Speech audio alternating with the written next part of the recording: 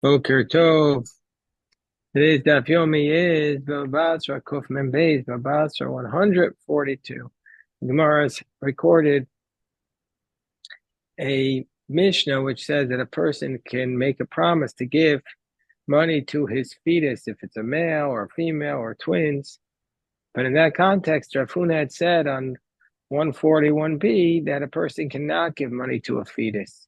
It can't be mizake ubar. So the Gemara records also the position of Rav Nachman, who says that a person also cannot give money to a fetus, but under certain circumstances he can, and also the position of Rav Sheshes, who says that a person can give money to a fetus, can assign property to a fetus. So let's see this dispute. Gemara says that on the top of 142a, Rav Huna follows his logic. Well, let me say at the beginning, of course, that our daf is dedicated for a shmir for the chayalim, Hatzal for the shvuyim, and a Yeshua for Am Yisrael. And it says Tzara. Rav Huna Tamei, the Amar Rav Huna says, Afla kisheteled okana, that even if a person says to the fetus, I'll give this to you when you're born, meaning to say, even though right now you're not in existence, when you're born, you'll acquire it. Even that doesn't work. The Amar Rav Nachman have a statement. Rav Nachman said,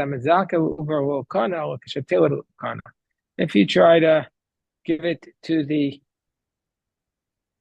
fetus, hold on one second. He says, Rav Nachman says, that if you try to give it to the fetus now, while he's still a fetus, then he hasn't acquired it. But if you say when you're born, then the fetus has acquired it. Whereas Rav Huna Amar even if you say I'm going to give this to you fetus, once you are born, that still doesn't work. Rav Sheshes Amar Echad Zev Echad Zekana. Rav Sheshes says both approaches work. And Amar Rav Sheshes Minam Mino. Rav Sheshes says I'll prove it to you. Titania, because we learned in the Brisa. Let's say you have a ger shemeis, a convert who dies, and he has no relatives because he converted, and therefore he's a newborn person. So ger shemeis, so a convert who dies, ubizbezu Yisrael nechasav, and then a Jew comes along and says, okay, I'm going to take his assets. But then after he seizes them, shamo sheyesh lo ben, he heard that this convert actually had a son, or if his wife, or he heard his wife was pregnant. So then, chayav and lahachzir, he's obligated to return the objects to the son or to the fetus. Zero hakol. Let's say returned it. Then he heard that the son died, or that the wife miscarried. If he does a second kinyan on it, he reacquires it, then he's acquired it. Uberishono kana. But the first time he did it wasn't sufficient. So we see from here that while the fetus was alive, the fetus acquired it. And so therefore a fetus can acquire. If you would say that the fetus can acquire, why does he have to do a second kinyan? He acquired it the first time. No one else had a claim to it. He's already acquired it the first time. So Abaye explains that's not a proof for Rav Sheshes. Why? Says Abaye, Yerusha Abba Me'aleh Shani, that since this inheritance is automatic, that the case is different, and therefore the fetus can acquire it. Meaning we have to say, what's the reason why a fetus in general can't acquire? Because it's not yet in existence in the world. So therefore there's less certainty that he's going to be able to acquire it. But in this case, it's a certainty that this fetus inherits, and so therefore that case is different, and the fetus can acquire by inheritance, but not by a gift. Rava gives a different answer. Rava says, Shani Hasam, no, that case is different. The Refu Merafinan Biadayo Meikara. because that case is different, because from the outset,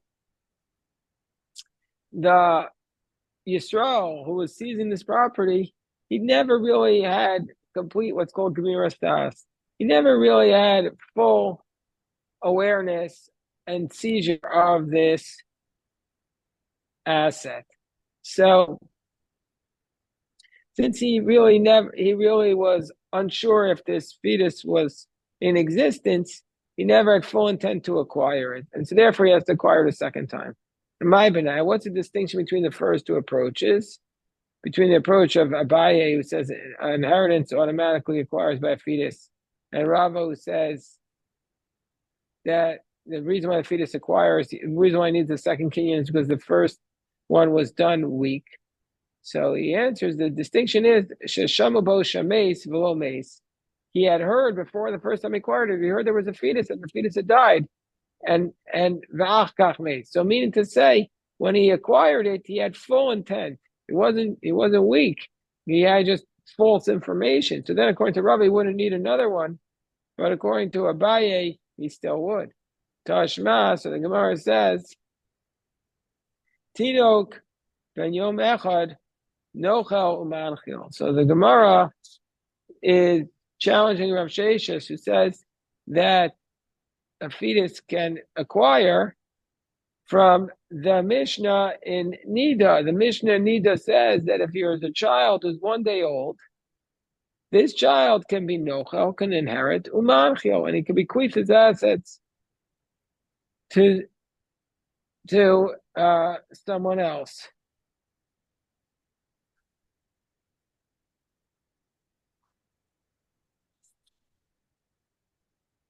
So doesn't this mean ben yom echad in ubarlo? So doesn't this mean that this 1 day old child can acquire it? Doesn't that mean to exclude that while you're a fetus, you can't inherit and you can't bequeath? And that's a question on Rav Sheshes. Mar says, no. How would Rav Sheshes explain this? Amar Rav Sheshes. Rav Sheshes would justify this Mishnah. He says it's not a contradiction. It's referring to nochel b'nichsei ha'em ha'hanchil ha'achin min ha'av. We know that generally speaking, a paternal brother inherits, but not a maternal brother. And the paternal brothers don't really have a claim to their brother's mother, who's not their own mother. So they're saying that if this fetus was 1 day old, then he can inherit from his mother, and that will be transferred to his paternal brothers. But if he dies before he's 1 day old, while he's still in the womb, then the paternal brothers don't have a claim to that estate, and it goes only to his maternal brothers. The dafka ben yom echad, that's only if he's 1 day old. Of a ubarlo, but an actual fetus cannot inherit. My timer. And the explanation is, we're on the top of 142b. The explanation is to have a mayas beresha, because the fetus died before the mother, and so therefore he never inherited the mother, because Eina ben, we're on top of 142b, Eina ben yoresh es imo bekever lahanchil ha'acham ha'av. We don't say that the son can inherit his mother when he's dead in order to pass it on to his paternal brothers, but rather we say it passes on only to his other maternal brothers then. But the Gemara says the assumption here is that having mayas beresha, that the fetus dies before the mother, Rahman al-Atzlan. But is that really the case, that the fetus always dies before the mother? What about the fact, V'ave uvda upirkes talsa perkuse? One time we saw something, says the Gemara, we saw that after the mother died, the fetus was still convulsing 3 times. So Amar Bar Bashi, no, that's not an indication that he's alive. That's just like the tail of a lizard that rattles after the death. They call that the death rattle. And so therefore it's not an indication that the mother dies first, the fetus dies first. But the Gemara Tosfos asked the question, What about the fact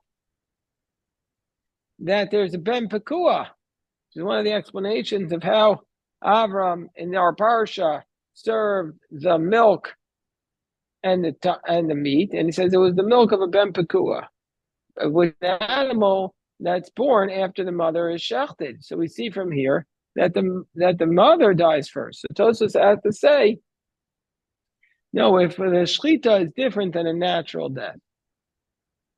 Amar Mar Baravashi. Babarei Rav Yosef Mishmei de Rava Omer. Well, Mar.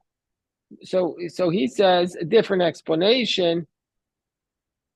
Again, where are we? The Rav Shesha says a fetus can acquire, but the Mishnah Nida seems to say that only a 1-day-old can acquire, but not a fetus. So the first answer that the Gemara suggested, which we had just said, that was the answer of Rav Sheshes. That it means to say in the assets of the mother. That's what it's talking about. The second answer is Ma'abarei Rav Yosef Mishmei de Rava. He's saying that what does this mean? Shememait b'chelik b'chora. That's to say that only once the baby is born, is 1 day old, does he impact the firstborn's ability to get a double portion. The firstborn gets a double portion once you divide up all the estate, but we would exclude a fetus from that. And the firstborn portion will be bigger. Once the baby is born, he gets his share of the inheritance of the whole estate, but the firstborn's percentage will be bigger and will be calculated at what it was at the moment the father was deceased. B'davka ben yom echad, only 1 day old, although uber low, but a fetus does not diminish the firstborn's share. My time of the yoldu lo amar Rachmana, that it needs to be born. The Amar Mar Braid Rav Yosef Mishmei de Rava Ben Shnol Achar Misas Aviv, and so too we have a second halacha similar. A son who's born after the death of his father, Eino Memayit B'Chelik B'Chora, does not diminish the firstborn. My time of yoldu lo amar Rachmana. He has to be born. That was Besura Masnuachim. That's what they taught in Surah. But Pumpadisa Masnuachim. Pumpadisa, they taught it differently. What did they say? Amar Mar, Breder Rav Yosef Mishmei de Rava, that Bechor Shenor Achar Misas Aviv, Eno no Topishnaim. Let's say there's a firstborn who's born after the father dies. He does not get a double portion. Does not get a double portion. So, meaning to say, how could you have a firstborn who's born after the father dies where he has to split it?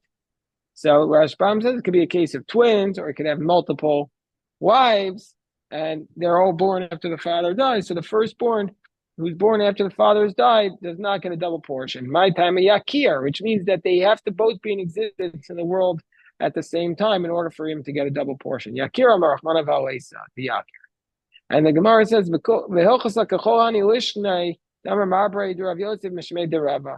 the law is like all of these teachings that were taught by Ma'abarei Rav Yosef in the name of Rava. These two teachings, meaning to say that a fetus does not diminish the share of the firstborn, and also only a firstborn who is born gets a double portion. Only one who's born if the father is still alive does he get a double portion. And also we'll say that the fetus can inherit like Rav Sheshes.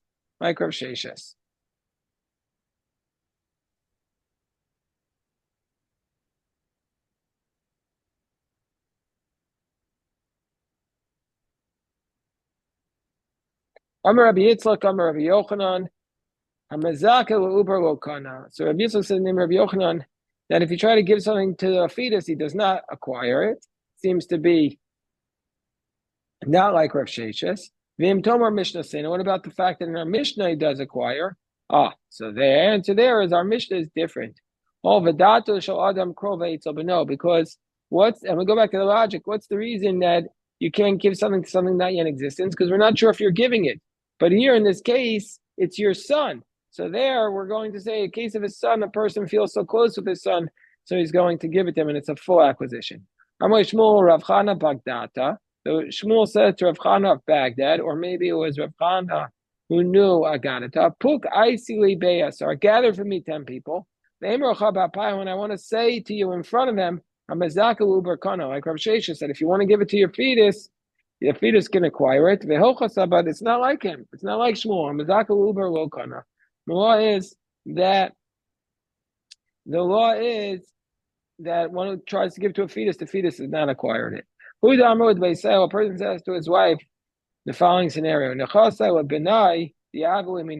he says, I'm giving my assets to the children that you will give birth to. But the difference is right now they're not even fetuses.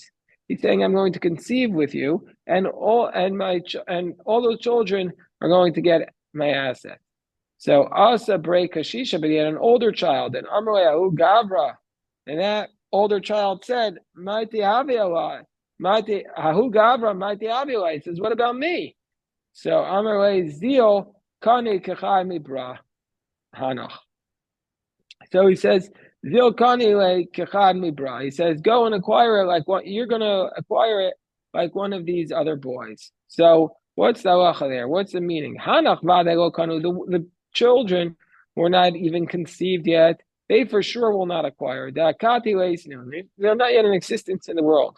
But high is cholek letalia b'makom banei oleislech cholek letalia b'makom banei. The question is, does this older child, does he get the share, an extra share, which is the share of these children, when he goes to divide up amongst the other children? Or do we say, no, he doesn't get it? So Rabbi Avram, Maisha, Rabbi Yirmiyah, the Amri, is Choy Kotaya b'makmanei. They gets an extra portion. Rabbi Avov, Rabbi Chanina, Bar Papi, Rabbi Yitzchak Nafli, the Amri lays Choy Kotaya b'makmanei. He says he doesn't get an extra portion, he just gets the regular. So Amrle Rabbi Avov, Rabbi Yirmiyah, so Rabbi Avov says to Rabbi Yirmiyah, Hilchas HaKavas and Hilchas HaKavas Eichel. Is a law like us who say we say he doesn't, or like you who say that the older one gets an extra portion? So Rabbi Yirmiyah responds, I'm like Pshita de'elchas hakavasa, and it's obvious the laws like us because shishna minaychu, because we're older than you. So it's ironic. He says the law is like us because we're older, and we poskin that the older one gets an extra portion. The lav hilchasa kavasaychu, and the law is not like you, says Rabbi Yirmiyah to Rabbi Avo, the dar de kiyasin, because you're young. Amrulay, so Rabbi Avo says, Mide b'keshushusa talyam milsa. Do you think that deciding a matter of Jewish law depends upon how old you are? B'taima talyam milsa. It depends upon the logic and the reasoning.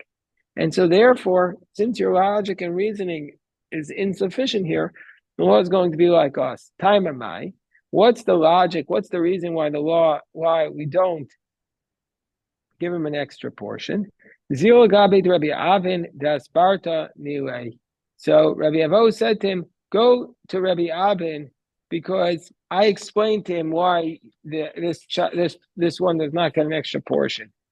Bikarkish Be'Reisha. When I went to Rabbi Avin and explained it to him, he nodded his head in agreement. Bei Midrash. He nodded his head in agreement to me in the base Midrash. We're on top of 143a. Also Lagabe. So Rabbi Yirmiyah went to Rabbi Avin.